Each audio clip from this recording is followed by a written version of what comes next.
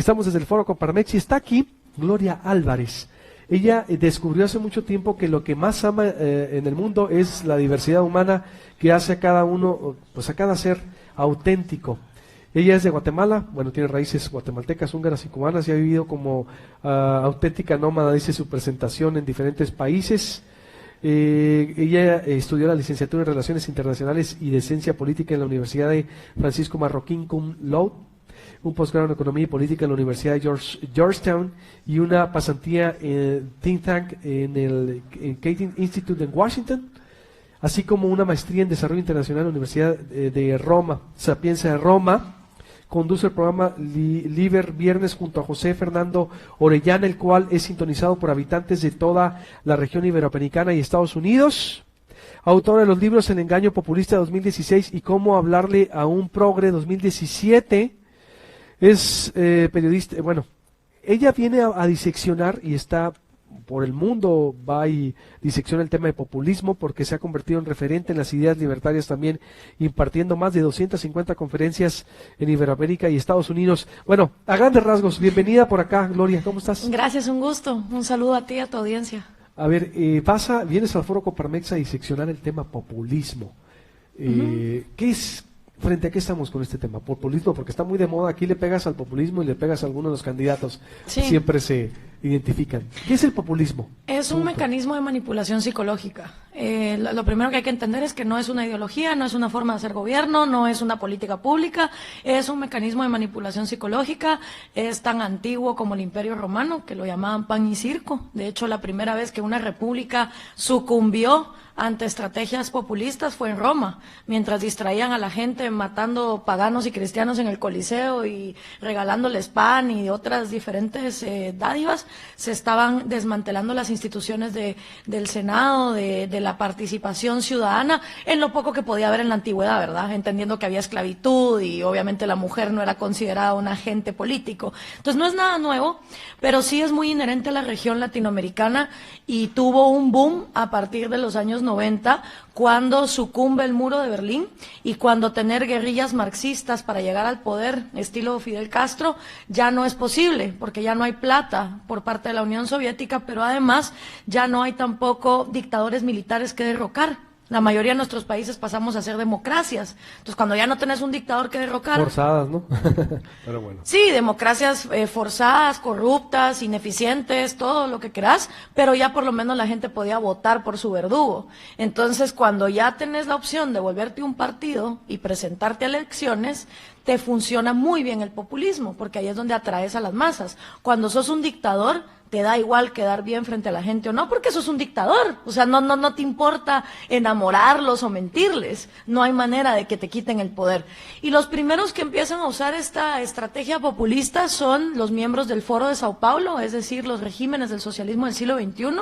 El primer presidente que ponen es a Hugo Chávez en Venezuela, y de ahí en esa línea pues viene Lula en Brasil, Dilma después, Evo Morales en Bolivia, Correa en Ecuador, los Kirchner en Argentina, Ortega en Nicaragua, el FMLN en El Salvador, etcétera, etcétera. Y donde no han gobernado, igual tienen un miembro. Ahora, ¿toda esa línea se le puede llamar populista? Sí, utilizaron la estrategia de la hegemonía cultural de Gramsci. Gramsci es el primer marxista con los pantalones para desafiar a Marx, que dice, no, miren, aquí no se trata de lucha violenta. Para que el comunismo se implemente en un país, lo que hay que hacer es hegemonía cultural, es decir, lavar cerebros. Lavar cerebros en dividir a una sociedad con odio entre un pueblo que ha sido víctima y un antipueblo que es el culpable de todos los males. Pablo Iglesias lo llama la casta, los Kirchner lo llaman los gorilas, Correa le llama los pelucones. ¿Para ti Pablo Iglesias también de Podemos es? Es miembro del Foro de Sao Paulo, sí. O sea, para mí todos los partidos que son miembros del Foro de Sao Paulo y que desarrollaron la agenda del socialismo del siglo XXI siguen claramente, o sea, y eso no es porque yo lo diga, está en Wikipedia, cómo es la manera de que el socialismo del siglo XXI llegue al poder.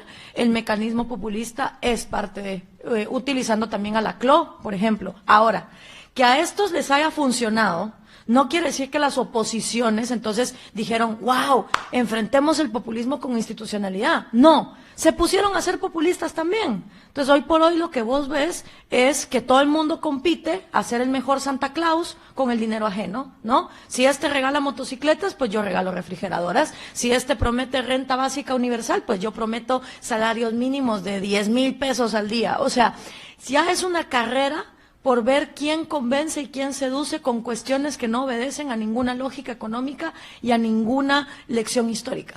Bien, eso dentro del marco conceptual del populismo, me puedo decir, pero eso se ve mucho en México en todos los partidos. Así es. Derecha, centro, izquierda, es decir, ya no tiene eso ya un distintivo, por ejemplo, de izquierda, pues, o de, vaya, comunista, o de socialista. Ya ahorita tú lo ves aquí, yo creo que obvio, ubicas muy bien las fuerzas políticas en el PRI, en el PAN, en el PRD, cualquiera te va y te ofrece eso, es decir, dádiva, en lugar de ir a educar, en lugar de ir a decirle, vota, razona tu voto, lo van y lo compran, regalan artículos, regalan despensas, compran el voto, exacto, es decir, no es solo el enjuague cultural, es un enjuague, es un mercadeo electoral, es decir, por eso digo, el populismo, ¿la crítica es abierta a todos los partidos o crees que se circunscribe a solo las corrientes ideológicas? No, de hecho hace un mes estuve con el PAN y les explicaba todo lo que es el Foro de Sao Paulo, porque además te digo, el país donde menos se entiende lo que es el Foro de Sao Paulo, el socialismo del siglo XXI, es México.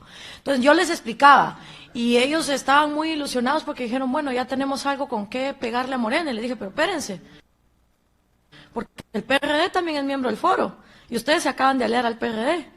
O sea, estas ensaladas ideológicas que se arman a la hora de elecciones, ¿verdad? Entonces, y también utilizo el libro de Luis Pasos, Enrique Peña Nieto, El retroceso, para explicar qué es lo que el PRI no ha hecho, que tiene a la gente tan harta en México. Ahora, los populistas llegan al poder porque la gente se harta, se cansa del statu quo, se cansa de las propuestas tradicionales.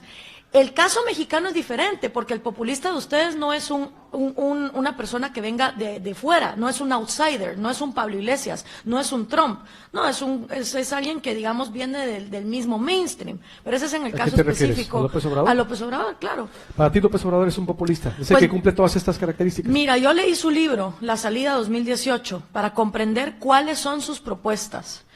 El problema es que en una página hay propuestas que van completamente ligadas al régimen del socialismo del siglo XXI, cosas que ya se implementaron en Venezuela. Él dice que la propiedad privada es robo, que lo que hay que hacer es expropiar. Eso te lo dicen en una página. Pero en la otra te dice que va a poner zonas francas de libre comercio. Entonces, lo que yo encuentro es que él propone cosas que no pueden convivir al mismo tiempo. O tienes una o tienes otra. O haces una lista de qué industrias van a estar expropiadas y con precios tope y cuáles ibas a dejar competir libremente. Esa lista no está en su libro. Entonces, yo al leer esas propuestas sí encuentro muchísimas que ya se implementaron, como se implementaron todos los regímenes del socialismo del siglo XXI, y mira dónde está ahora. O sea, el escándalo de corrupción más grande de América Latina resulta que no es de las derechas oligarcas que ellos iban a quitar, no, es Odebrecht, y lo arrancó Lula da Silva. De Brasil, exacto. Entonces, lo que pasó también es que los socialismos del siglo XXI fracasaron en acabar con esas mafias del poder. Caracas iba a ser el faro de luz de América Latina. ¿Es el mismo lenguaje? Lula, es decir, ¿tienes ese análisis con Latinoamérica? Sí. Es decir, ¿el mismo lenguaje López Obrador? La manipulación de la neolengua gramsciana, lo que tú haces es utilizar estrategias básicas. Como te decía, por ejemplo, dividir a la sociedad con odio. La palabrita para el maniqueo, la palabrita para la mafia del poder es gorilas en Brasil, casta en España, pelucones en Ecuador, escuálidos en Venezuela, gorilas en Argentina. O sea, lo ves repetido, solo tropicalizado a lo que cada localidad se vuelve más atractivo. ¿Para ti sería un riesgo entonces que México eligiera a López Obrador? Sí es un riesgo, pero eso no significa que lo que tienen está bien. Y por eso es que uso... es lo que te quiero decir. Por eso uso el libro de Luis Pasos, del retroceso, para que la gente comprenda... No, que Luis Pasos es neopanista, digo, es un panista, ¿no? Supuestamente sí, pero es que yo más que por si la ideología o no, es el sentido común que me hace.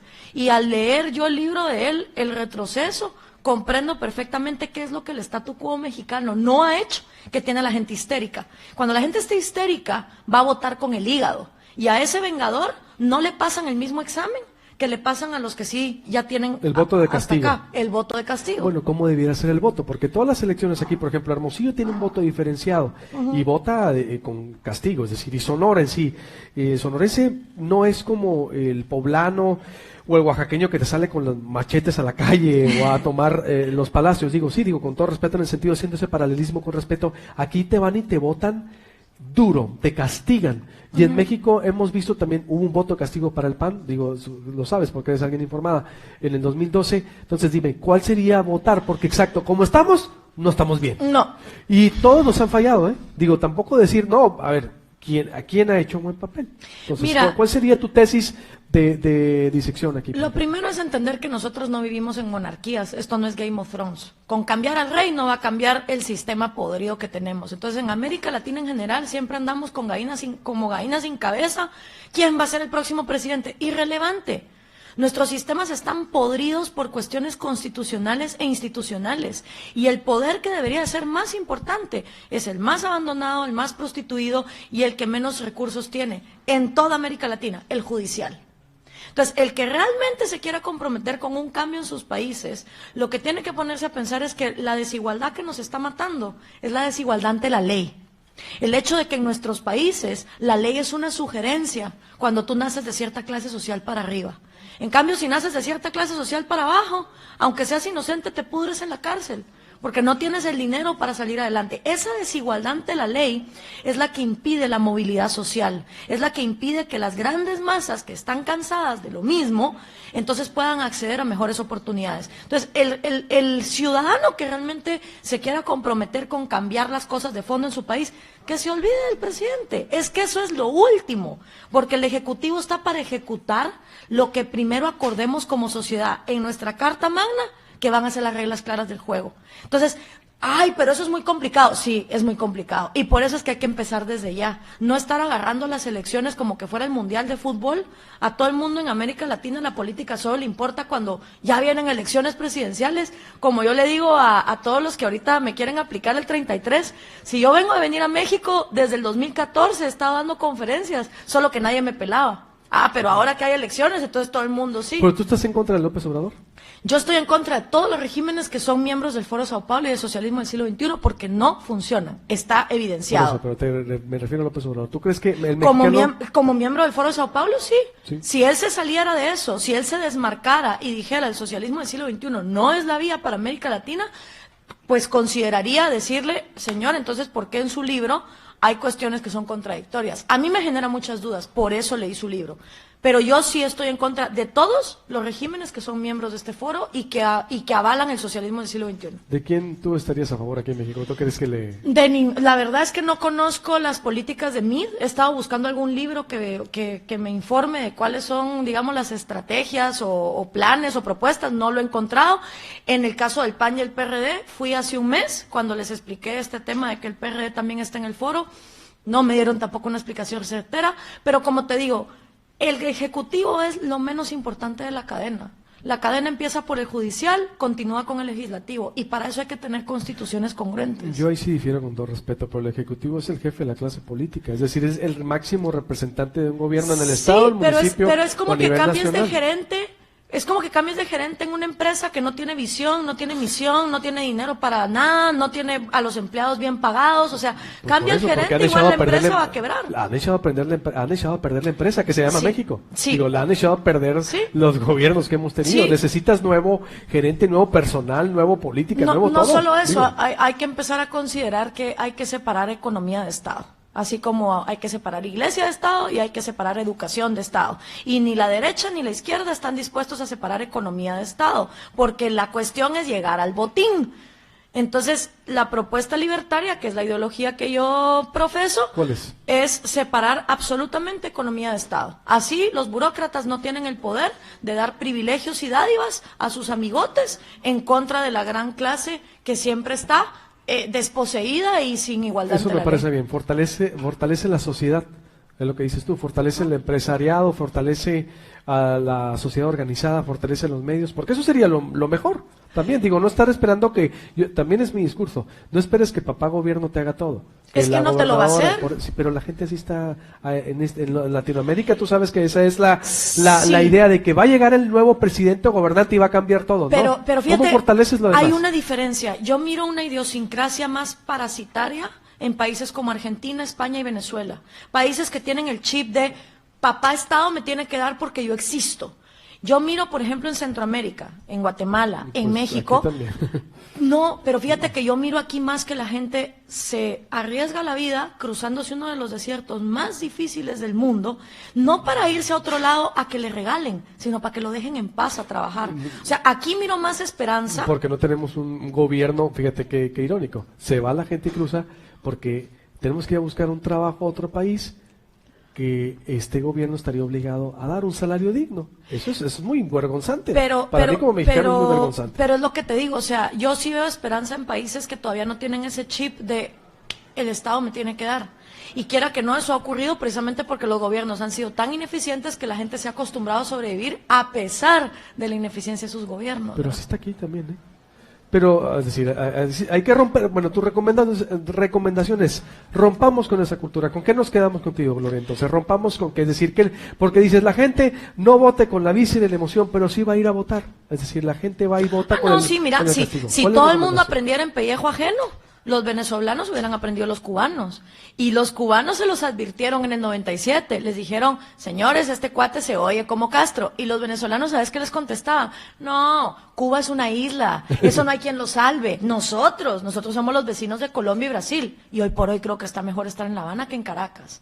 Si fuera de aprender en pellejo ajeno, todos voltearíamos a ver a la Unión Soviética, a China, a cualquier totalitarismo, a los nazis, y ya no creeríamos en ese Mesías. Pero nadie aprende en pellejo ajeno, hasta que no te pasa a ti. Entonces yo me siento como Pedro y el lobo, ¿va? Ahí viene el lobo, muchacha, ahí viene el lobo, pero el lobo no se arregla solo con votar entonces por el statu quo mediocre. No, el lobo se compone o se saca del pueblo haciendo una cuestión, una reingeniería institucional. Y ahí es donde a la gente no le gusta. Porque eso implica leer, implica estudiar, implica esforzarse, separar al gobierno de la economía, de la educación, y eso significa yo volverme responsable de primero los hijos que traigo al mundo, ¿va?